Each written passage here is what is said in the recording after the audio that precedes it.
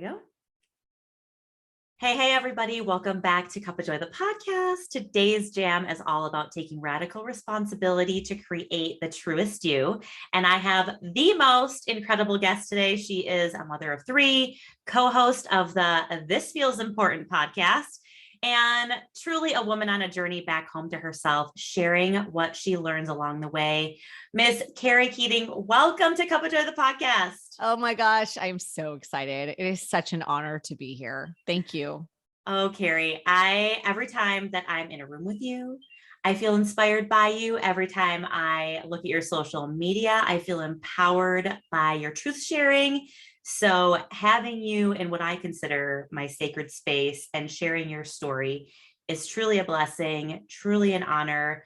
Honestly, it's been quite some time since we have been in a room together. I don't even know, like 6 years, 7 years, I don't even know.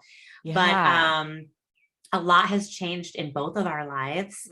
So we'll bring some of that to light, but I would love to share a little kind of flashback to how we met. Okay. Because I think it will help our listeners lean into a really powerful conversation around this topic, if that's okay for you. Of course. Let's go. Cool. So I met you, as you know, at a women's conference about 6 or 7 years ago, and we were both attendees, just general attendees, making our way through life. At this point, you were still with your husband, and I had just maybe separated from mine. And then the following year, I see you in the lobby of the next year's conference, and you casually, I think you were running out to grab a coffee or something like that. And you said, oh yeah, you'll see me tomorrow speaking from stage. And my jaw just dropped. I was like, wow, oh my gosh, because the year before I had met you and you were kind of leaning into the life coaching space. And like I said, like your energy is just amazing. And I loved you right off the bat. So I remember just being so exciting for you. And at that conference, there's a lot of like life coaching type stuff that we learned, and a lot of them really speak about your passion and your purpose and trying to figure out like who the heck you are. And I love all of that. Or some people like building your business. There's just so many things that were in the room of really women trying to be who they wanted to be. But you got on stage and instead shared a deeply vulnerable, personal story about your husband cheating on you with your best friend or a friend or someone close to you. It was a woman I knew. A woman you knew. Yeah, I wouldn't call her a friend, obviously. Yes. But yes. She was a woman that I had spent some time with and I did know. Yes. Fair. Thank you for the clarity. Yeah. So I'm pretty sure that my heart stopped and my jaw dropped, because here I am thinking like, whoa, she's going to share about like all these things and magical, mystical things in her life, and I'm just staring at this woman who is sharing so vulnerably. And here you are sharing your whole entire heart, shocking me. And I still remember this, like still gives me goosebumps. I still remember you sat there with hundreds of eyes on you. And you could hear a pin drop in this space. And you pointed at the crowd. Maybe you just like gently hand gestured. But I felt like you were pointing like right at me. And I was like way back in the room and you didn't even know where I was sitting. But I felt like you pointed straight at me. And do you remember what you said? I remember a couple things that I said. Where I think you might be going was like, don't feel sorry for me. Yes. Yeah. Yes. Actually, you said, don't you dare feel sorry for me. Don't you dare be. And I remember thinking, oh my gosh, how do I not feel sorry? I feel so bad for her. I feel so sad for her. How come I didn't keep in touch? How come I didn't know? I'm divorced too. Like all the things. And then it was immediately like, wow, that was so powerful. I hope that you to this day know that statement shook me into strength. Wow. That statement has me still in awe because of the way that you just owned what had just happened in your life. And it was so real and it was so raw. And so I have to ask you, like, why did you decide to own that? I have like full body chills. It's so interesting. That was the first time that I had ever shared publicly what had been what had transpired. At this point, I want to say it had been 2 years since Oh, finding wow. out. So it'd been a little bit of time. Mm. And yeah, it's like, without going into the whole scenario, the moment that I found out, she called me and he was standing in front of me, and I just had this lightning bolt moment. It was like the whole room stopped, like everything around me. Like my kids were playing on the floor. I was cooking dinner. She gives me this call. She's like, I've been sleeping.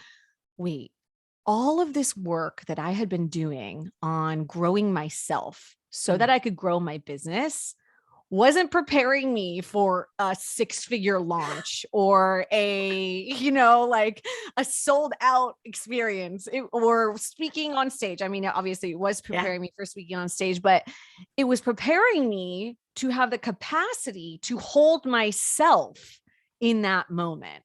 Mm.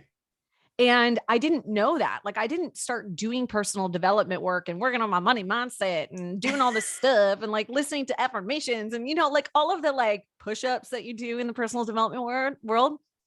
I didn't know that that's what it was preparing me for, but I was so clear in that moment. Like, oh, wait, hold on. Like, I am prepared for this because I've been doing some of this work. And I had just days before told the universe that my highest value was freedom. Wow. I was like, oh, this is going to give me the freedom that I want.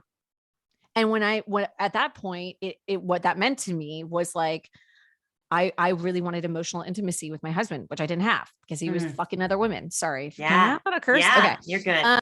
I mean, okay. I say that very brassly. I have deep respect for my ex. He is a great father. He's not here to defend himself. There's always 3 sides to every story. His, hers, Yeah. the truth, right? Yeah. Let's Yeah. just say all of those things that we need to say. Okay. Yeah. Yeah. Yeah. But I very much like there was no emotional intimacy. I had 3 kids under the age of 3. He was out building a huge brand. We were both working at Nike at the time. And he was doing his work and traveling and all that stuff. And, he had a lot of emotional baggage that he brought into our marriage. And I had a lot of wounding, Mm-hmm. not being willing to stand up for my boundaries and recognize all of the baggage that he was bringing in, the red flags. So it was this like kind of co-creative codependency that we had built. So I played just as much a part of it as he did. And I knew Mm. that. And Mm. so, because I could have easily just said, no, sorry, you can't be out till 2:00 in the morning. No, sorry, you Yeah. can't be doing this. Right. So there was behaviors that I was not standing. It wasn't that I was condoning them. I just wasn't standing up for myself because I Mm-hmm. didn't have the courage because I was so afraid of being rejected by the man who was already rejecting me. Yes. Some of this is more like I am aware of it in hindsight now that Yes. I've done much deeper work. Mm-hmm. But I think on a subconscious level and also a conscious level, I just very clearly understood that this was a pathway to create deeper connection with him. Oh, Mm. okay, this is going to force us into therapy. Once I kind of got my wits about me, I never really flew off the handle. It's just not my jam. Like, I Yeah. don't do drama. Like, it's just not my jam. Yeah, I will yell at you if you piss me off, all that stuff, but I'm just not a like throw all of that stuff. Also, I was a life coach at the time. So I was like, I need to high vibe my way through this. Like, it's all good. Like, Yes. and I will say, even when I spoke at that event, I was still in that space. Right. Mm. So while I spoke as authentically as I possibly could, I also had this kind of tinge of all of this is happening for me. It's all working for me. Now, Mm. the don't you dare feel sorry for me was that because I knew that Francis Weller says, never waste a good divorce, never waste a good fight, Ooh. never waste a good death. Don't waste those moments that invite you into the pain and the grief and all that stuff. And so I had an awareness around that. I hadn't started doing the work until honestly COVID and everything shut down. And I read Glennon Doyle's Love Warrior. Ooh, I haven't read this. Oh, girl.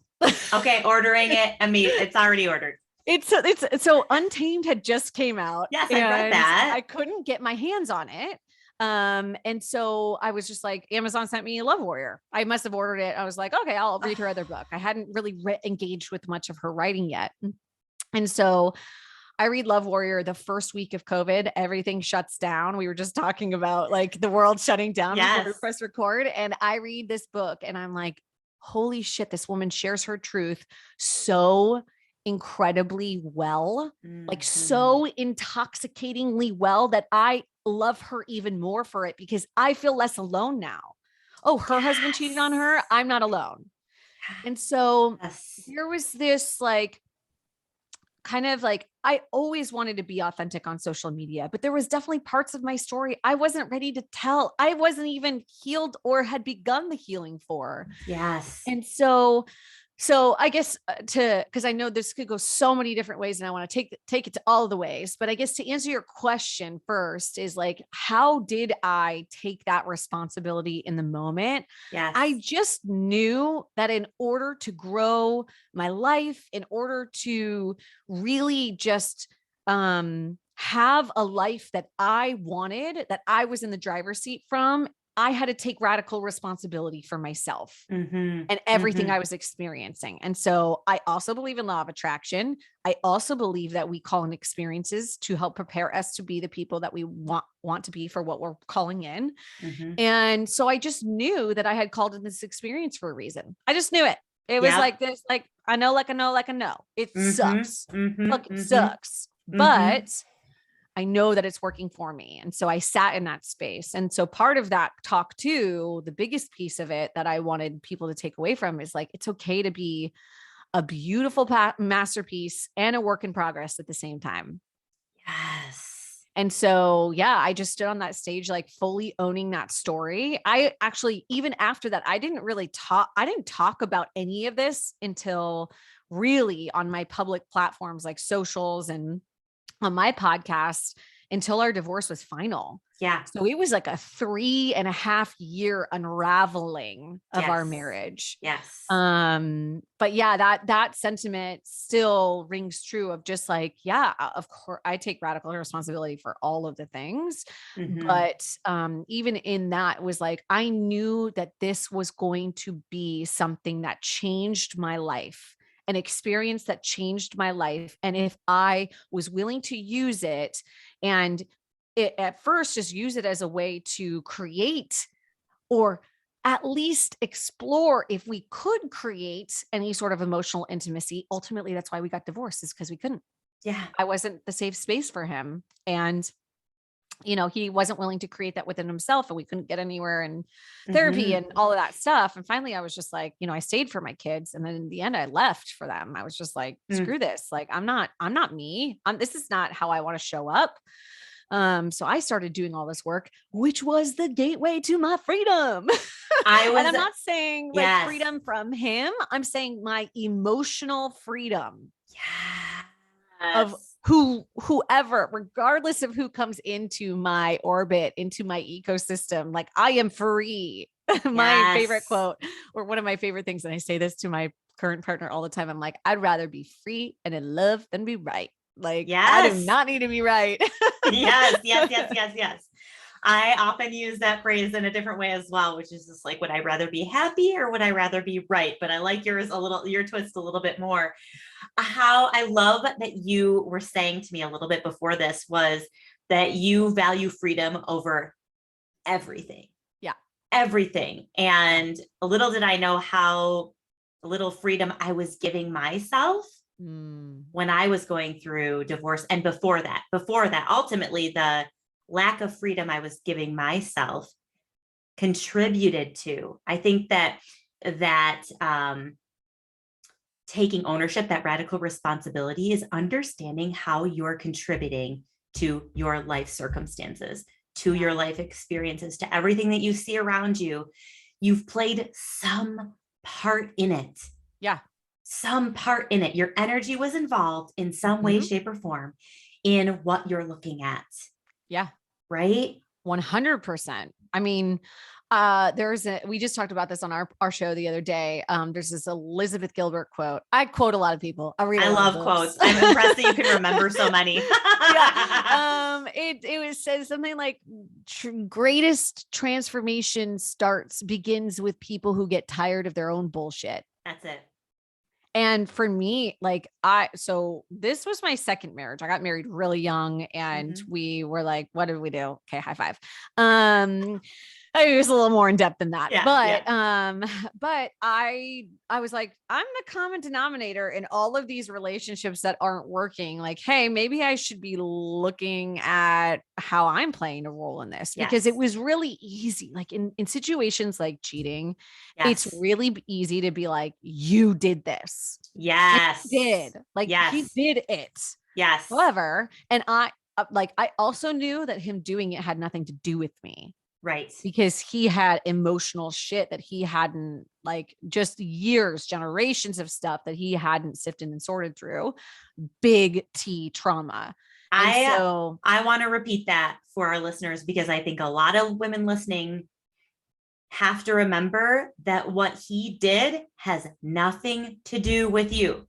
Yeah. You can own a part of the experience in the relationship, but that choice to make that decision doesn't have anything to do with you or what you do next. And I think a lot of times when people are in the thick of it, right, and it's especially when it's really fresh, it's easier to play the victim role and dive deep into the blame game and the victim role than look at what's actually going on. How did you allow yourself to not be the victim in that space and time?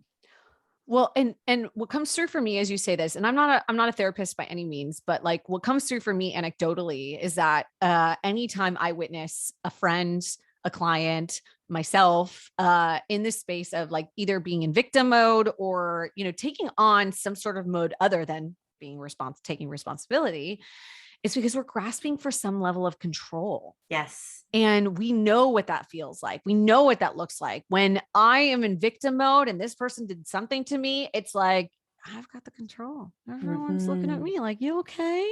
And then, so that's why it was like, when I said, and this is kind of getting illuminated for me as we talk, like, that's probably another part of it, is that I've also witnessed a lot of friends in the victim role. And I'm like, don't you dare feel sorry for me. I am not a victim here. I am the co-creator of my experience. I played a part in this.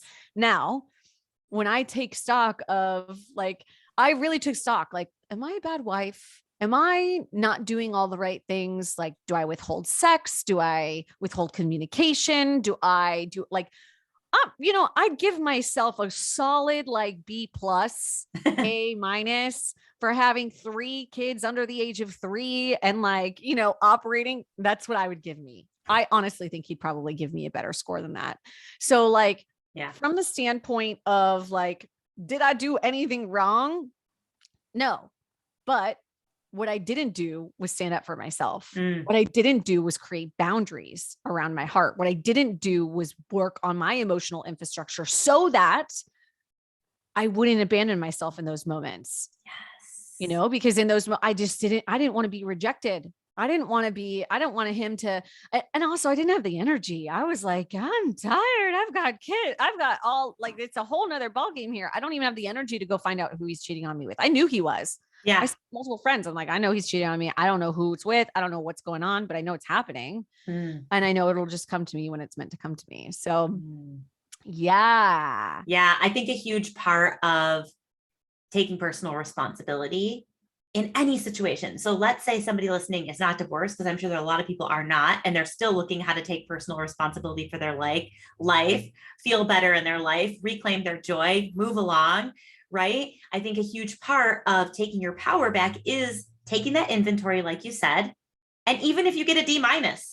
it's okay. Like, to me, benchmarking is such an important part of our healing and growth process. And it's okay Yes. to rate your levels of your feelings and where you're at in your life, to benchmark and go, okay, I'm a D- right now. Yeah. Yep. I can take a lot of ownership Yeah. for where I'm at and what I see in all these things, whatever it is. And now, what does it take for me to get a D, and then a Yeah. C, and Yeah. then a B, and then an A, right? Like, how can I practice my way into benchmarking better? Yeah. Right. Yeah. Oh my gosh. So my answer to that, even though I know it wasn't a question to me Yeah. specifically, but is by building emotional intelligence. Say more about that. What does that mean for you? What does that mean for you? Oh, it means honestly, Yeah. it's everything. It's literally everything. So I Yeah. think it's really about like one thing that I recognized is that after getting divorced and then starting to enter into the dating world. Woo. Okay, well, there's all your shit in one one pile. Um, like after the divorce, I dated a man for, I don't know, it was like 5-6 months, and we had a great relationship, and he was just fabulous. He was like this. I always envisioned him as this like beautiful man who rescued me from a burning building and then like brought me down to safety and was like, okay, that was beautiful. Thank you for that time. I had one of those too for a little while. Yep.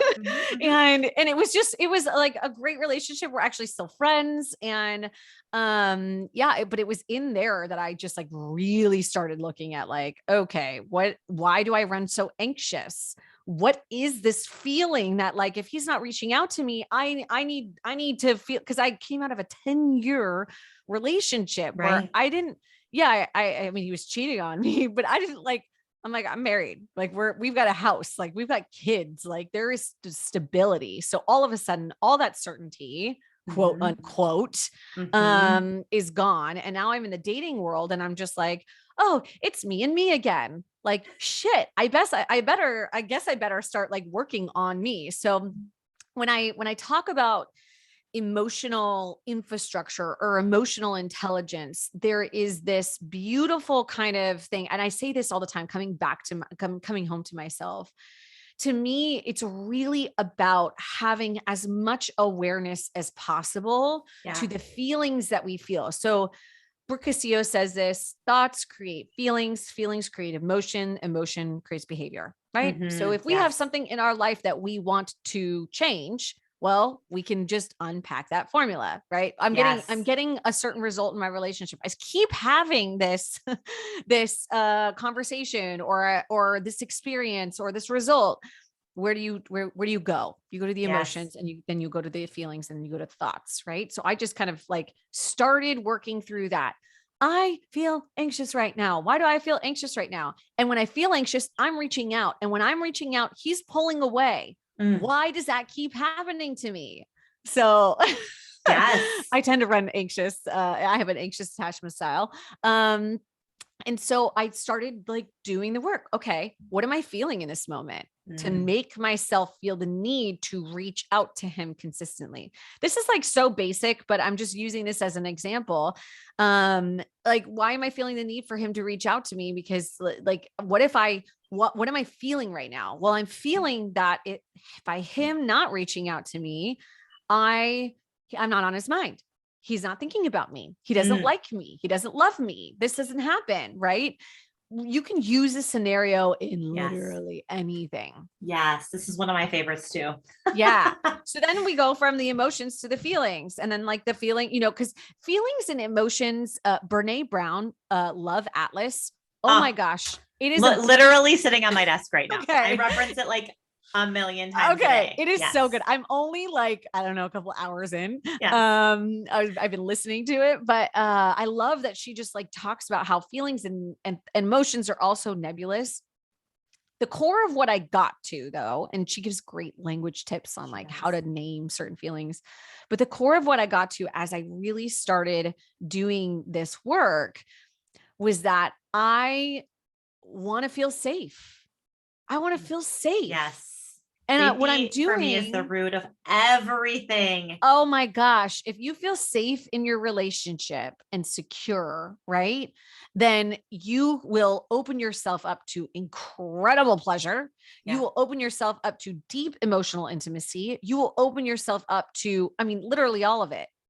But everything we experience in other people is just a reflection of us. So if I Mhm. really want my partner to feel it that way, I need to create it in myself first. Yes. Again, I take radical responsibility for that. Now, one thing that I didn't really go into that I think is really important is I high vibed my way through my experience for years because I Yeah. just thought like it was my survival mechanism. Like it Yes. was just how I had to survive.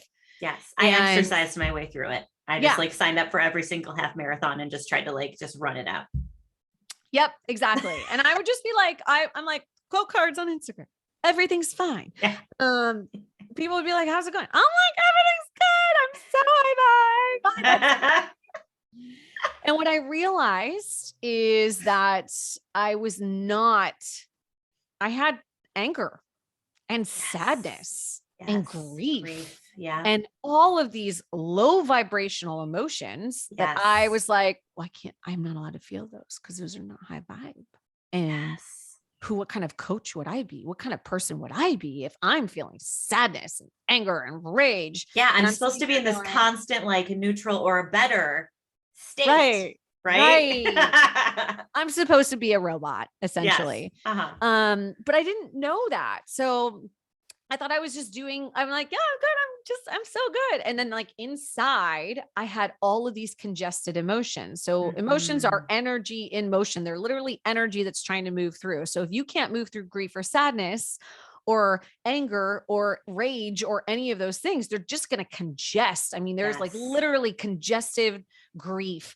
If anyone out there is like, how do I move through it? Yes. Francis Weller's work changed my life, not my Mm. wife, my life.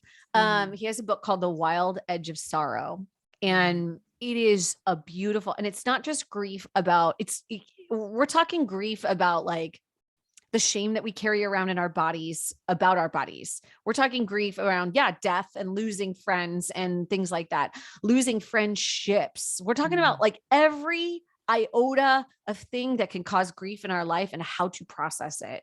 It's beautiful. The biggest thing was that I was like, oh shit, there's stuff here. I need to process it, right? I need to actually lean in, Yes.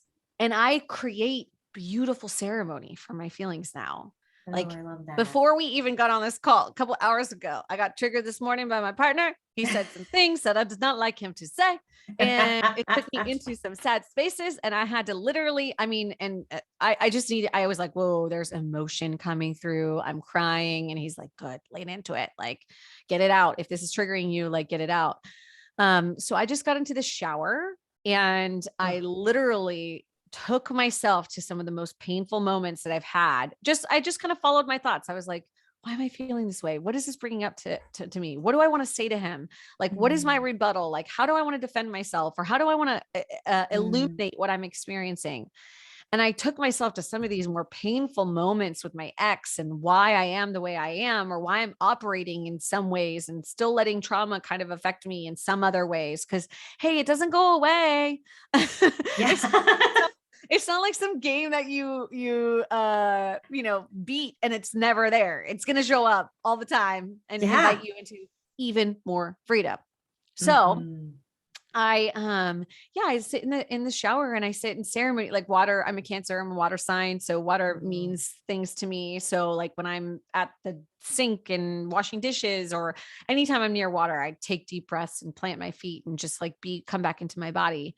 And I just was in the shower and I'm like, okay, I need to feel these things. And I just imagine the grief and the sadness coming through. I let it fall down my face. Mm. I become a safe harbor for it.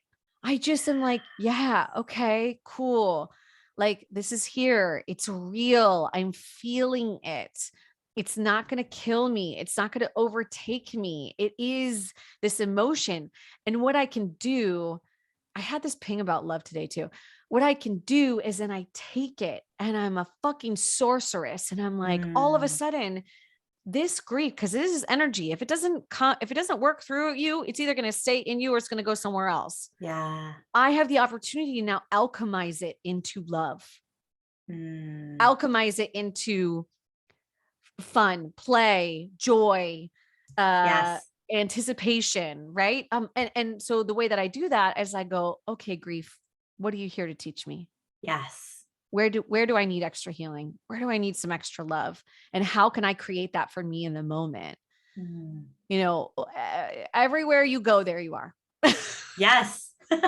Exactly. So the best relationship you can work on is the one between you and you, because when you do, and you really knowing that everything starts with emotion, when you do, you create deeper capacity to not only support other people and know that what they're experiencing has nothing to do with you. It literally doesn't. You might trigger them, but that trigger is their shit, right? You might say something that triggers them, but that's their stuff that they're working through. So you have deeper capacity for empathy and kindness and compassion for Mm. them, but you also have deeper capacity to hold yourself in the moment. Like when my partner this morning said all these things to me, I was just like, okay, I'm safe. I'm supported. I got me. Everything's fine. These are just words. I am just Yeah. like, I'm feeling emotion come up. I think I need a little space. I don't want to respond from a space of feeling defensive. And all of a sudden I'm like, whoa, I'm in the driver's seat. Mm-hmm. Whoa. Like the words that Mm-hmm. are coming out of my mouth are me saying, hey, you hit a boundary. I'm okay, but I'm going to go in the shower and think about this for a minute before I respond and say something I don't want to say. Yeah. I'm not running a pattern anymore. I'm not running anything. I'm like, I stepped out of the fucking matrix and here I am taking ownership over my emotions Mm. and able to communicate better and take a different action and have a more hearty conversation because I'm not speaking from a trigger and saying stuff I don't want to say. And Mm. I'm actually, engaging with my experience, taking ownership for who I am and how I'm showing up first and my emotions. Like, hey, I just need a minute. I just need to be, all I'm hearing from you right now is that I am too much. And so I need a minute to go get in the shower and kind of wash this off. Yeah. That's such a Exhaustion. beautiful, beautiful, beautiful permissioning too. That's Yeah. something I had to teach myself and love Yeah. myself through was where do I need permission? What do I need permission for? Do I need Yeah. permission to take a break, take a beat? Do I need permission to go on a walk? Do I need permission to cry? Do I need permission to rage? Do I need what do I need permission for in this moment? And sometimes we just need to stop and ask ourselves, what do I need that permission for? Yeah. You know? I love that. There's a big difference between, there's a lot of like self-care, self-love. Like I think Yeah. I did a whole podcast episode on this a while back when I was like fully single and just like really kind of leaning into all of this work. Mm. I still lean into it, but I have a relationship context that it's like illuminating so many different things. But yeah, I did this conversation, or I just started a conversation around like there's a difference between self-love and loving oneself, right? Like Mm. everyone thinks like self-love, I'm gonna take a bath, and that it's like, yeah, those things are great, but do you actually know yourself? Yeah. Like if you were in a relationship with somebody, if you just started dating someone, you'd be asking them questions. You're curious about what they like. You're curious about all of their habits. Yet we don't do that with ourselves. Yes. So it's like, how do you even know what you want in a Mm. relationship if you don't know yourself? How do you even know what you want in your business if you don't know yourself? If you can't even hear what the voice that's trying to, like that still small voice that's trying to guide you, that intuition, that connectedness to source, how do you even know what it sounds like if you're so busy listening to all the other chatter? That is so important. I was just looking back at what you said because I wrote it down. Never waste a good divorce. Oh. I know that I didn't waste my divorce Mm-hmm. because I became the woman I actually fell in love with. I Yeah. didn't love myself when I was in that marriage. And it No. wasn't because of him, it was because of me. That's the radical responsibility and ownership that I decided to take after I got divorced, jumped headfirst into all this, what we call the work, that emotional Yeah. intelligence work, right? And what I realized is I can't waste this. Yeah. This pain is here on purpose. I have to figure out what that purpose is. And it doesn't always mean becoming a divorce coach when you get divorced, or, Right. it's not always linked and synced in that way. But what is it? Does it just allow you, not just, but does it allow you to actually become the person that you're madly, deeply, obsessively in love with? Well, okay. So I would use a different word there. I don't know that I would say it would allow you. It would invite you to. Ooh, It that's would invite you beautiful. to, but you are the one who has to take the red pill. Ooh, that's so true. I love that. Language is so important. Because like it'd be so easy for me to be like, no, fuck that guy. He did this to me. I'm going to take him to the cleaners and I'm going to do all these other things, and I'm going to take that into my next relationship, and no guy's going to ever like fuck me up again. And I'm going to put all my trust issues on my next partner and all that stuff. And I'm like, no. And I honestly like would venture to say that if I really loved myself, I don't know that I would, if I had loved myself in the beginning of the relationship, like really, and had a good foundation with myself, I wouldn't have ended up divorced. I wouldn't have ended up in that relationship to begin with. Exactly. I would have put my foot down the first red flag or the 17th red flag. Totally. I think there's something else that I want to pull forward, and I'm curious what you think on this. Yeah. And that is the other part of what I figured out about myself, is that I was so afraid to be alone. I was in my 30s. I was kind of like, oh, and I laugh now because I'm turning 40 this year. I was in my 30s and I was just like, holy smokes. Oh, you are? Yeah. And I was like, it's too late to start over. I mean, it's all these things. And what I realized after I started doing all this work was I'm now at a point where I'm actually not afraid to be alone. Oh yeah. Like I'm not afraid to lose this person that I'm with right now, who I love so freaking much. Like we have a beautiful, beautiful relationship because I have a beautiful, beautiful relationship with myself. And I'm no longer afraid to say what I mean, to set those boundaries, to be real, to be authentic, to speak my truth, to make decisions, to be alone, to take trips by myself, all those things, to say what I want, to say what I need. Because I'm not afraid of losing anyone. I'm not afraid of losing him specifically in this relationship, because I know I can stand it alone. So I love that. And there's parts of that I completely agree with. Like I love myself. I have learned to love my solitude. I was scared shitless. In fact, like we talk about, our podcast is called This Feels Important.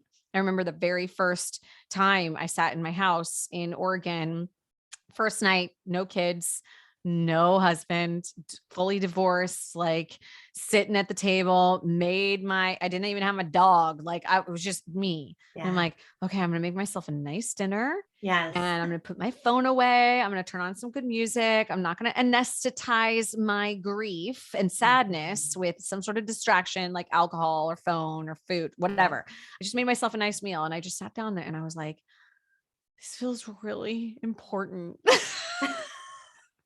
This feels really important. And over time, I have definitely learned that I love myself. I travel alone. I've traveled around the world alone. Like I love my solitude. To a point now where I'm just like, I don't know if I want to bring someone into this awesomeness. Now, something that you said that I'm like, oh, I don't know if I'm quite there yet, is that like, on the whole, am I afraid to lose my partner?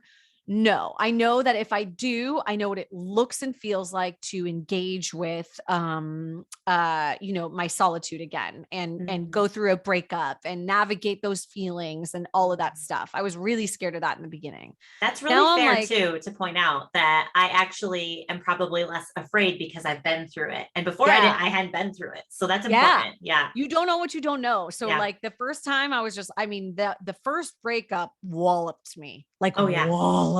Like it was a month of crying and it was such a beautiful breakup. Like we just loved each other so much and just cared about each other so much. And it kicked my ass. and it invited me into some of the deepest work. I mean, that's when I started doing breath work and bringing more of a somatic experience Mhm. into Yes, I love my breath work. life. Because one thing I'll say too, for any intellectuals out there, I am a very mindy person. I live in my head, hence Yeah. why I have an anxious attachment style. I also love to make meaning out of things that don't like, it's just so much happens in my is my mic okay? I think things just changed. Are we good? No, you're totally good. Yeah, I Okay, was checking cool. mine to make sure. Yeah, you're good. No, I think it was mine. It went in and out. Okay. Um, yeah, so much has happened. So much happens up in my mind that I started like, okay, I need a somatic experience. So I got into breath work Mhm. and really doing like full holistic healing of like fully being present in the present moment, which is where we're so scared to be. That's where Yes. all the pain lives. And so we anesthetize with phones and social media and food and alcohol and friends and distractions and sex. And I mean, literally all the things. Mhm. So I felt a really full call to presence. And when I was in that presence, I created this beautiful relationship with myself. Mm. So that now I love my solitude. But what I wanted to say was that in like, I still am so scared to share what I need. Cause something that you're saying, you're like, I Mm. don't care. Like, I'll say what I need. I'll have all these conversations. I'll stand up for myself. Like, it is a muscle I am still building. It is Mm. deep rooted trauma. And I'm Mm. doing a better job. And I communicate it early. Hey, this is something I struggle with. I am a partner pleaser. I struggle with my Ah. emotions. Communicating my emotions because I'm so afraid that you're going to reject me. And so this is like a thing that I'm Mm. still working through. So I also know, because emotions are just data, that if I do start feeling afraid to say what I need to say, that is my invitation to say it. Like, oh Oh, shit. that's beautiful. Right. It's like Mark Groves, one of my favorite relationship Mhm. experts. He always he has a couple quote cards that float around, but one of them is, if a truth burns down a relationship, that relationship was never meant to exist in the first place. So like, Yes. if me speaking my truth, even though it's scary as shit, burns down the relationship, well, I don't want that person to begin with. So like, what am I so afraid of? But again, like, this is such a deep rooted pattern, a deep rooted muscle of mine that Mhm. I'm still learning. So Yeah, thank you I, for sharing that part of it, because yeah, I think that's really important. The other thing that I think of in those moments, because it's funny, I did a TikTok yesterday on people pleasing. There's like a song floating around TikTok right oh now on gosh. people pleasers, and it's super cute. But one of the things that I think about is what would what is my what would I want from my partner? Yeah. And I want my partner to always tell me what they need. Yeah. And even though I may not be able to provide that, or I may not be interested in providing that, there's like so many different avenues here. Right. Right. It's so like I absolutely want to know where you're at. Where are Yeah. you at? And so I've had to remind myself of that, is that if I want my partner to share his needs with me, then when those moments of fear kind of pop up around it, I just go, okay, like if I desire this from him, then I get to share that on the other side, on the flip side. Yeah, Yeah, 100%. And we are definitely, everything is just a mirror for us. Like totally. everything, everybody we experience, we're all just kind of like walking mirrors. Like, here, I'm going to show you your shit. Um, and so it's always just an invitation to, yeah, like show up the way that you want to be treated, but also like release any sort of expectations that they're going to like get, like be able to do that in their own capacity, because everyone's so different, right? Yeah, yeah. Um, yeah, I totally, I 100% resonate with that. I think it's one of those things that I am going to constantly it's funny because it's not so much, it's not on the little, like, I don't really care. Like, what are we gonna eat for dinner? I don't care. Like, let's just have whatever. Like, whatever makes you happy, I'm happy with. But if you choose Chinese food, I don't want that. Like, Yeah, like I'll say my opinion and I'm happy to. yeah. And then on the big things, like values and Mm. family and like the non-negotiables, so clear. So happy to stand up for what I need. It's on the like medium things Mm. that I found. It's on the like, like, do we need a label or not? Like we have all of the other things in our relation, it's like, it's in those things that like, no, this is actually important to me. This is really important to me. It's hard for me to Mm. say that stuff because I can also see his point of view and hear what he, it's like, it's those medium things that it's like, could this make or break it? Like, could this, Mm. it's like when I'm super clear that it won't make or break it. It's like, easy. If it, or like that it will make or break it. It's like easy. Like, I don't want to date you if you're not cool with kids. I got 3 kids. Like, Yeah, it's interesting because I get the question a lot. Do you want to get married again? mm, And I have practiced, Kari, so much embodiment work. I became a breathwork facilitator last year. I oh believe in yeah. it wholeheartedly. I do it so much with my clients and myself. I actually just did breathwork instead of taking a shower. I got in and did breathwork before our call Yes. because I wanted to just be here with you in all of me. And I forgot my train of thought. What were we just talking about? We were talking about breath work and It was so good that's too. amazing. It was so good. Oh, do you want to get married again? Oh yeah. Thank you. Goodness. Do you want to get married again? So I practice breath work. I've also practiced so much embodiment work and visceral knowing. And visceral knowing is that like heck yes, heck no, or yes, yes, no, no. All of that. What does it feel like in my body to know the answer to that? And I'm wondering if this is what you mean as kind of those medium situations where Hmm. my medium situation is when it's really, and I'm wondering as I say it out loud to you, if it's just kind of like a take it or leave it for me. I don't know Yeah. if it's a take it or leave it for me, or if I just am not a point. It's just at a point where I'm not deciding just yet. I'm still understanding what that looks like and feels like for me. And Yeah. so bringing it up without that clarity, Yeah. doesn't feel safe. Goes back to safety, right? Mhm. So I'm wondering if how that resonates with you on that medium ground. Yeah, I think there is so much. If you were to ask some of my best and closest friends, it's anytime I bring something to them, like, hey, this is what I'm working through. What would you do? They're like, I'd be fucking out. And I'm like, I'm not ready for that. Like, there's Yeah. still more date. I'm curious. Like, I want to Yes. know more. They're like, I'm not clear yet. It's like, Mhm. if I am clear, then it's like, okay, cool. I can communicate it, all that stuff. If I'm still data gathering and Mm. trying to understand all points of view and everything, I'm a strategist by trade. And so if I'm trying to understand all the ways to the solution, it's like, I totally resonate with that. I feel Yeah. like there is like, if I'm not clear yet and I'm still unsure of which way I want to go, I will be wishy-washy and I won't stand Yeah. up for what I need. And I just won't even say like, I'm not clear, but I'm really struggling with it and I want clarity. That was something I actually said today. I'm like, I am unclear and I want clarity. I And love your that. wishy-wash is making me wishy-washy. Yeah. I'm taking on your wishy-washiness. I I'm don't want taking on a that. wishy. I don't want to take that on. Oh my gosh. You know what? I have so many questions for you. Yeah, let's go. This one really popped up the other day because I have a lot of clients who are just getting started in this healing work. Mhm. And one of the questions that comes up is like, what gets you out of bed when you're in that grief and you're in that new fresh wounded process, whether maybe you just lost a job that you really love and you don't understand it, or you lost a relationship, any kind of loss, right? Like what gets you out of bed besides your 3 adorable boys? Yeah. How do you show up for yourself every day when you're first starting out after a loss, and then also like today, like now? Maybe Yeah. it's the same, maybe it's different. Yeah. Well, coffee gets me out of bed.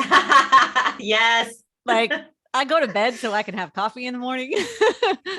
um, Something to look forward to, though. That's real. honestly, so I pour my coffee, like I have all the ceremony around my coffee, I French press and do all this stuff. And Me then too. I sit down and I put on Abraham Hicks Oh, and I beautiful. listen to Abraham Hicks and whenever I'm feeling, I'll just search on YouTube, like I need help. And it Yeah. recalibrates me and it helps me get back into anticipation. I said earlier, I believe in law of attraction. So I understand that if I want to call in everything that I want and I take radical responsibility for everything that I am, I need to clean up my vibration as much as possible. And Ooh. so, I start my day with that. Now, 5 minutes later, I might be back in the shame spiral. I might be doing Yep. 17 other things. Like it might last for 1 minute. It also might Yes. last for an entire day, an entire month, an entire year. I just, what gets me out of bed? I think of anticipation of knowing all of the incredible things that are on their way to me. Mm. I just know it. Like I know, like I know, like I know, like everything I want is already here. And all I have to do is line myself up with it. So Oof. I just have to become the person that can see it. If everything's a mirror for us, like I just got to be the person who can like get in front of it and actually see it and be able to recognize it when it shows up. Mhm. So it's like, okay, so what do I need to do that? I mean, and I think it's also like on the real shit days, because there's lots of them, I just honor the shit days and I give myself the space to just like, I mean, listen, I was crying hard today and had to jump on a client call with 15 clients and like talk about getting on people's podcasts. Like Yeah. it was not what I wanted to be talking about with tears in my eyes. Thankfully, I wear these big old glasses that hide my red eyes. Honestly, like they're super red from crying Oh my today. gosh. And I don't want to do that, but also like helping others helps me. So I think there's something to be Mm. said for having a routine, like just having some predictability, especially when everything in your life feels out of control. We talked about this a little bit ago. Yes. Having something that you can control, a knowing of this is the path that I'm going to take every single day. I get up, I have my coffee. I can rely on feeling really good after I listen to that, sometimes for 5 minutes, sometimes for 50 minutes, sometimes for 5 hours. Yes. And I now have all these tools in my toolbox to know, okay, on the weeks that I have my boys, I then get into pancake mode and lunch mode and we go to school. And then I have a little bit of space before my work starts and everything else. So I know the moments throughout the day where I can infuse a conversation with a friend, 10 minutes of breath work, an orgasm. I mean, like literally Yes. whatever it is. That Yes. I need, Whatever your pleasure is, like pleasure is such a big conversation. Whatever your pleasure is, move in that direction. It's okay. Yeah. Hell yeah. So like whatever it is that I need in that, like I just give myself permission, like you talked about, like, okay. And then I have awareness around like trusting myself when I am in a soft space and creating, if I'm in a soft space of just like sadness or grief and it's just like it's moving through, like I'm not going to trust half the things that I do or say, right? It's not the time for me to like go live on Instagram and build a business. Okay. It is the time for me to turn on Netflix and chill. Yes. Or yes. read a book or know your needs. Yeah. Know And not your needs. And this goes back to knowing self, but this is like, I'm not going to go and also like everything doesn't always have to be about growth. Yes. Like it doesn't always have to be about like emotional intelligence. It doesn't always have to be about whatever, right? Like, yes, while I do a lot of that, I actually found my way into music this year and like started DJing and messing around with music. I And love that. Yes. And follow Kari just for her great playlists on Spotify. I'm always like, ooh, yep, like that one, like that one. Awesome. Yeah. So I just like, I just found my way into that. I go to a lot of concerts solo. Like I do a lot of these things that I'm just like, oh man, what do I really want to do? Like I now have this freedom to be exactly who I want to be. I don't have any relationship context telling me I need to be anything else but me. Who do I want to become? And so it's in those moments, like, what are the things that bring me joy right now? Sometimes it's a piece of chocolate. Other times it's playing with music. Other times it's calling up friends. Other times it's just like sitting in my jammies and watching a movie. Other times it's going surfing. Other times it's like, how can I fill up my love tank? Yes. So I am so full and don't need anyone else to fill it up for me. I love that so much. I call it a joy bank. Yeah. Actually, I believe our bodies are banks and we're always making withdrawals and deposits. And if we can figure out what those withdrawals and with deposits look like into our system, we will be able to nurture ourselves on a regular, right? Yeah. And just feel it all. I want to touch a little bit on what you just said, which is like going to concerts alone and all those kinds of things. It took me a long time to get there. And still sometimes I'm like, it would be more fun with more people, but I'm willing. But I've been seeing you do a bit of solo travel at the beginning of this year. And I'm curious if there are any themes or lessons that you learned that you wanted to share. Oh, I just fucking rock. Yes. Yeah. You do. I just like love me. I don't know. It's so fun traveling alone. I don't know if I am just a freaking Care Bear. And like, I mean, I get raptured by sunsets and clouds and different textured walls. And like, I just see beauty in so many incredible things on the daily, the ordinary. There is just so much beauty. And I don't know if this is just something that I just have always, it feels more alive in me over the course of this last year. Cause what else? What's my other choice? Like, I don't know, not see it. I don't know. Like I want to see it. I want to experience it. Like I want to be in my moment and experience life as fully as I can. Cause all I have is right now. So I stare at the sky and I go to sunset. Like when I don't have my boys, even when I have them, but like typically when I don't have my boys, I'm at the sunset every single night. Yes. When I lived there, I was like, I am doing this. It was every night. It was every night. Yeah. And I just really know, like, I just want to engage with my experience in a beautiful way and see what comes through and be connected to all of the creative life source, which is God, your version of God, universe, source, energy, whatever you want to call it, Buddha, all of it. And the fastest way I can do that is in play. When I am in gratitude and play and surrender. And I love traveling alone because I'm just like, what's going to happen? Yes. Like what magical things are going to happen to me today. And that's how I enter into the experience. Like, cool. I'm also very street smart.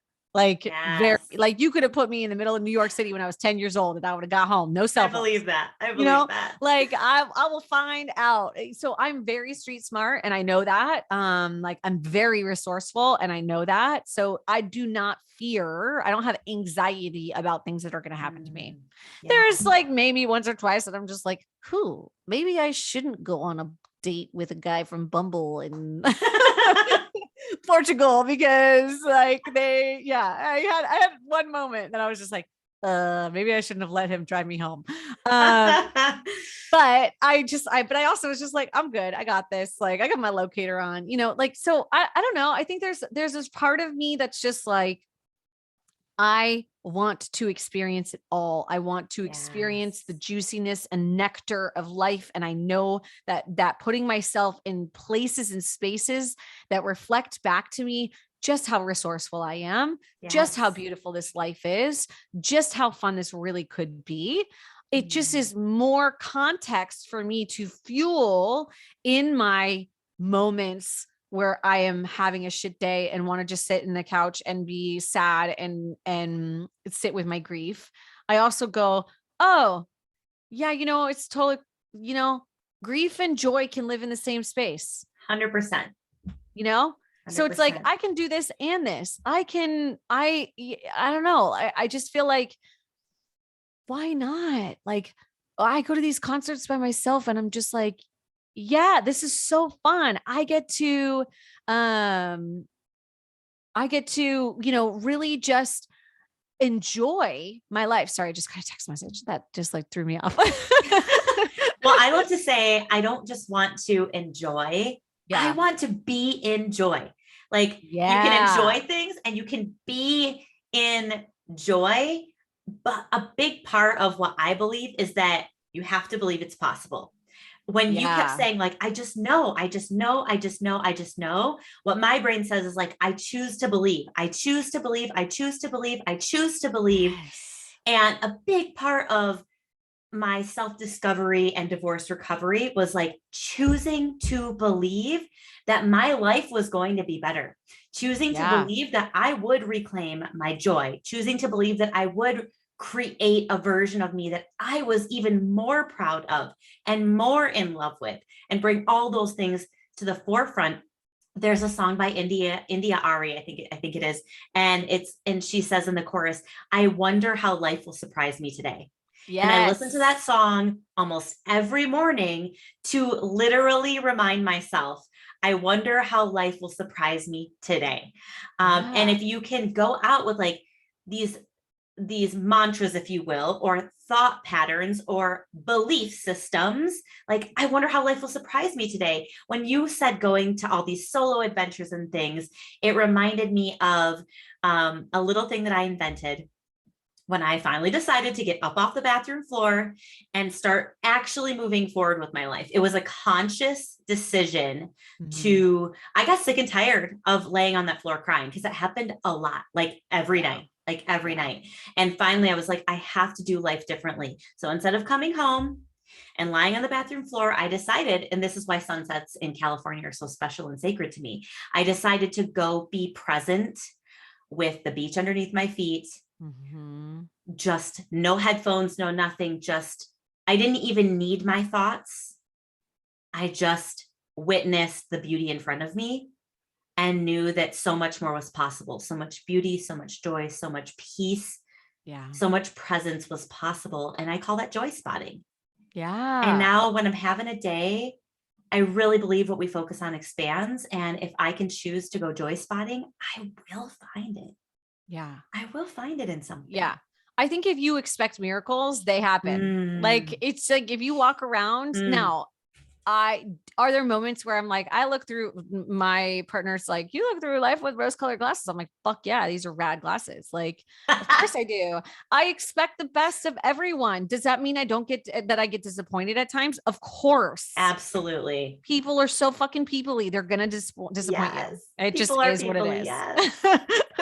Like if I could not deal with people, that'd be great. Thanks. But people are just peoply, and we're all just walking around, with our own experiences, the filters of our own experiences, doing the Mm, best that we can. Unfortunately, some of us mhm. have been given the tools and some of us haven't. Yeah. And again, like just like you were talking about, like we have choice. As long as I have breath in my lungs, I have choice. Oof. So Yes. it's like I can either choose to look at this experience, kind of full circle back to my husband cheating on me and looking at this experience of shit, that just happened to me. That Mm, happened to me. Why did mm, I deserve this? Why mm, did this happen to me?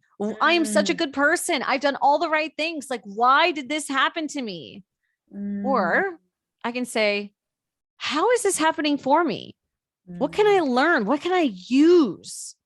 What can I, how can I be a vessel to help mm. support other people? And something that you just so generously reflected back to me about my social media and things like that is that, in my darkest times, because there was a long time where I was just like alone, Yeah. alone. I felt so alone. People don't talk about cheating and Same. infidelity and like all Yeah. that kind of stuff. Like a lot of people don't talk about divorce. And this was, 4 years ago where like influencers were just kind of becoming a thing. Yeah. Like, all of these like perfect families with the perfectly primed photos and all of that stuff equaled success and all of Mhm. that and all that. And I just felt so alone, but there were a few solitary people out there that were speaking truth. And I Mhm. would go to social media because that was my tool at the time. And I would look at what they were saying and they would breathe life into me in their own way. And it wasn't that Yes. they were talking about infidelity or anything. Like they were just speaking authentically. They were being all of who they are. Mhm. And it was giving me these like little micro moments of permission, like, okay, I'm going to get there. I know I'm going to get there. I know one day I'm going to talk about, I'm going to use this right now. I'm just saying some shit, but I'm going to get there. And it was just like these like micro invitations of like, just keep Ooh. going, keep going, keep going. You're good. You're good. You're so good. Like, remember that you are good. And when you remember that, you're going to be fucking unstoppable.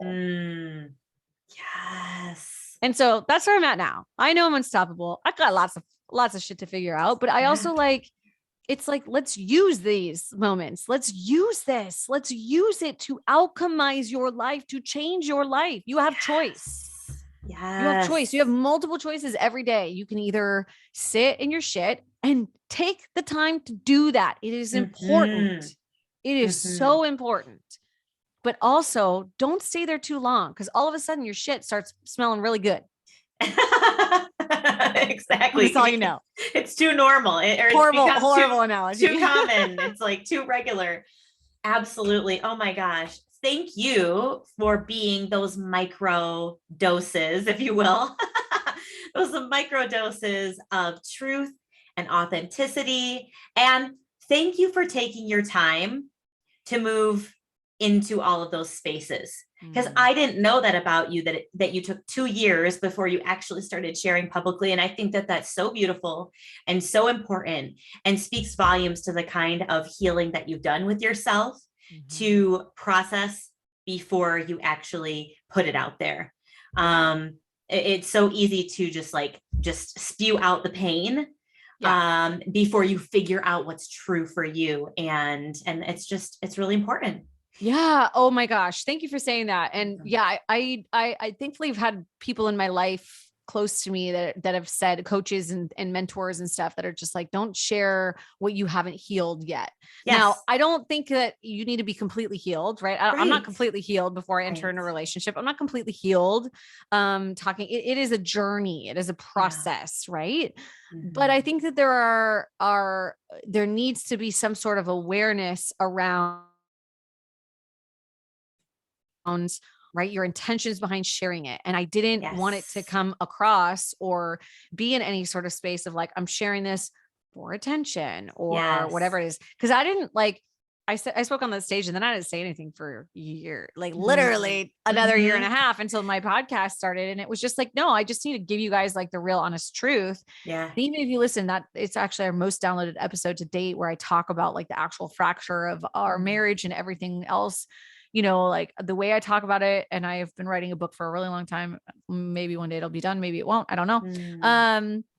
But I talk about it. I even alluded to it in the beginning. It's like, there's 3 sides to every story. There's his side, her side, and the truth. Like, I am not here to, he had his own experience. He experienced this so much differently than I did.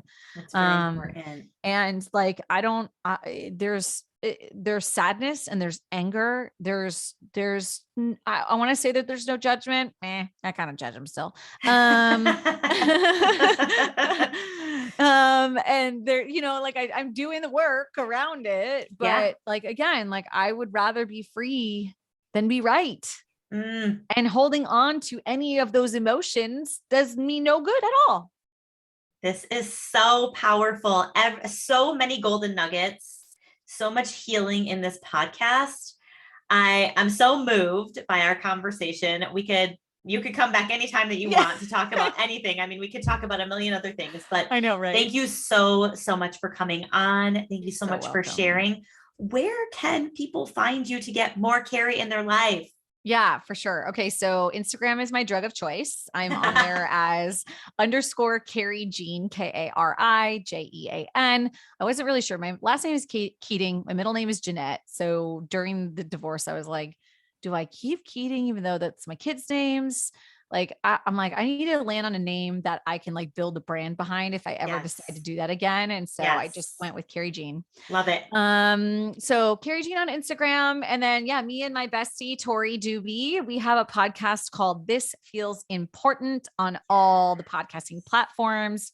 We were both building businesses. Both of our lives and marriages fell apart, and none of us were talking about it. So we started talking about all the stuff. So we talk about sex, psychedelics, navigating miscarriages, pregnancy, infidelity. I mean, we literally talk about it, all the things that feel important. Yes. This is so good. I'm going to go binge it for sure. Yeah.